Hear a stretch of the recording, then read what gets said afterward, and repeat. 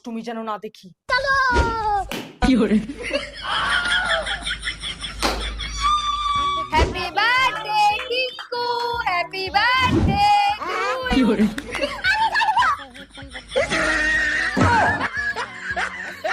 এ নাও টিঙ্কু। টিঙ্কু না, কাকিমা তো ভালো গিফট এনেছে।